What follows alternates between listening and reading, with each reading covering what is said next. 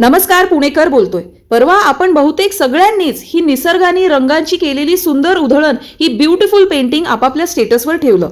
हे एन्जॉय करताना मला एकच प्रकर्षाने जाणीव होत होती की हा निसर्ग इज द अल्टिमेट बॉस आणि त्याला वाटलं तर एका सेकंदात तो ह्या सृष्टीला सुंदर करू शकतो. पण आपल्या मनात वाटतंय म्हणून डेव्हलपमेंट नावाच्या भूताखाली आपण त्याचा नाश करतोय. पुणेकरांचं भाग्य आहे म्हणून भारतामध्ये फक्त 3 हेरिटेज साइट्स ज्या सिटीमध्ये आहेत त्यापैकी एक आपल्याकडे अगदी मध्यवर्ती ठिकाणी आहे. पण आपलं प्रशासन डोक्यावर पडल्यासारखं वागतंय आणि ही हेरिटेज जागा जी की 200, 300, 600 वर्षांपासून इथे आहे त्याला एसटीपीच्या नावाखाली नष्ट करू पाहते. पुणेकरांनो, या जागेचं महत्त्व तुम्हाला समजून देण्यासाठी ही सिरीज मी तयार केली आहे. अमित दादा जो आपला लीडर आहे या मुव्हमेंटचा तो सगळे डिटेल्स देतोय, पाहत राहा आणि जास्तीत जास्त ऑब्जेक्शन्स 30 जूनच्या अगोदर पाठवा. लिंक बायो मध्ये आहे.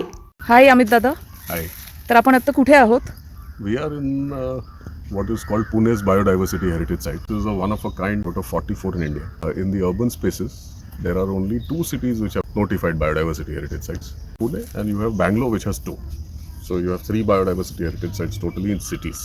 In cities. Yeah, in cities. So we are very lucky to have this one in Pune. Yes, we are very lucky to have this in Pune. Close to 4,500 trees here, which have an average age of about 100. I mean, even this chintz right behind me is a very old chintz. And this is a 300-year-old mango which I'm sure you must have filled. And there is a 600 or maybe a 1,000-year-old banyan tree also. And see right where we are, for instance, you can see a palm grove, you can see a mango grove, you can see a chintz behind me, you can see a coconut grove. And yeah, you can see these ashokas, you can see a beautiful chiku grove a little further from here.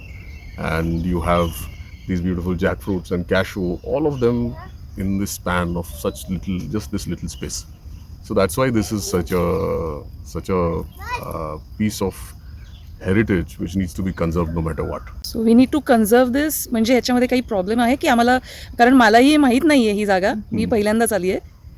तर असं आहे की जिथे कुठे मोकळ्या जागा दिसतात तिथे तिथे सरकार तिथे प्रयत्नशील असते की ती मोकळी जागा नाही राहावी. अलीकडे ॲग्रिकल्चरल कॉलेजमध्ये 150 एकराची अशीच एक परिसर होती. त्या परिसरात आता 35 एकर त्यांनी काढून मेट्रोचा डेपो बांधलाय. 15 एकर अजून काढून साखर संकुल वगैरे बांधलेलं आहे. आता ते 150 एकरची जी ॲग्रिकल्चरल कॉलेजची परिसर आहे ती 70 एकरावर आली. असं जे आहे थोडक्यात की ज्या ज्या ठिकाणी तुम्हाला मोकळा श्वास घ्यायला मिळतो त्या ठिकाणीला आपण बंद पाडावं किंवा त्या ठिकाणी तिथे जिथे जेवढं निसर्ग आपल्याकडे आहे ते निसर्ग सगळं संपुष्टपणे संपून टाकावं आणि काहीच नाही ठेवावं. तर पुढच्या पिढीने श्वास कुठून घ्यायचं? पुढच्या पिढीचं तर जाऊ दे, आपणच श्वास कुठून घ्यायचा? आता ही अवस्था झालेली आहे. शेवटी झाडं जी श्वास सोडतात तो श्वास आपण घेतो. हे जर आपण विसरलो तर मग काही राहणारच नाही. आता झाडं राहणार नाही, उद्या आपण संपणार.